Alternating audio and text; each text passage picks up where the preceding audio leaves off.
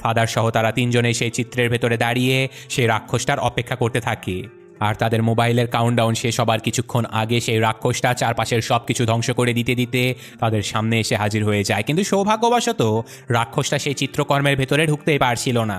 তবে এখান থেকে রাক্ষসটা গায়েব হয়ে গেলেও মার্ক তার সামনে তার ছোট ভাইকে দেখতে পায়। আর দুর্ভাগ্যবশত সে তার ছোট ভাইকে দেখে নিজের অজান্তেই সেই চিত্রের ভেতর থেকে বাইরে বেরিয়ে যায়। আর সাথে সাথে সেই শয়তানটা তাকে টেনে সোজা বাইরে নিয়ে যায়। আর তার পিছু পিছু কুইন দৌড়ে ছুটে গেলেও সে আর তাকে বাঁচাতে পারে না, কারণ ততক্ষণে একটা গাড়ির আঘাতে ঠিক শেষ মুহূর্তে এসে মার্কের মৃত্যু হয়ে যায়। কুইন বুঝতে পারে যে তারা কোনোভাবে এই রাক্ষসের হাত থেকে বাঁচতে পারবে না। এদিকে সেই রাক্ষসের হামলায় তার ছোট বোন জর্ডান পেটে ভয়ঙ্কর আঘাত পেয়েছিল, তাই সে তাকে বাঁচানোর জন্য তাকে নিয়ে তারই হাসপাতালে চলে আসে।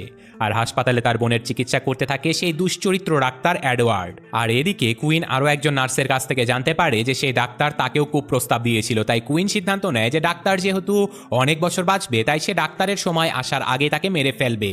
তাই সে প্ল্যান করে ডাক্তারের ঘরের ভেতরে গিয়ে তার সাথে একান্তে দেখা করার প্রস্তাব দেয়। প্রথম দিকে ডাক্তার রাজি না হলেও পরবর্তীতে ডাক্তার তার সাথে দেখা করার জন্য একটা ফাঁকা অন্ধকার ঘরের ভেতরে চলে যায়। আর সেখানে অতর্কিতে কুইন সেই ডাক্তারের উপরে হামলা করে দেয়। কিন্তু অদ্ভুতভাবে সেই রাক্ষসটা এবার ডাক্তারকে কুইনের হাত থেকে বাঁচিয়ে নিচ্ছিল। কি হচ্ছে ডাক্তার এসব কিছুই বুঝতে পারছিল না। আর ওদিকে কুইনের ছোট বোনের উপরেও সেই শয়তানটা এসে অলরেডি হামলা করে দিয়েছিল। কুইন অনেক চেষ্টা করার পরেও সে ডাক্তারকে মারতে পারছিল না বলে সে নিজেকেই সময়ের আগে মেরে ফেলার সিদ্ধান্ত নেয়।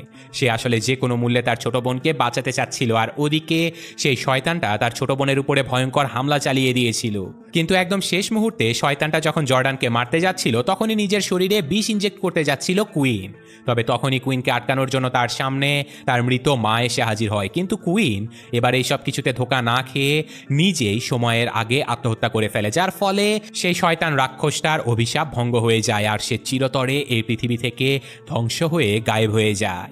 যেটা দেখে জর্ডান তার বোনের কাছে এসে অঝরে কান্না করতে থাকে। আর তখনই সে দেখতে পায় যে কুইন তার হাতের পেছনে এই বিষের অ্যান্টিভেনমের নাম লিখে রেখেছিল। আর সেই অ্যান্টিভেনমটাও কুইনের পকেটের ভেতরেই ছিল।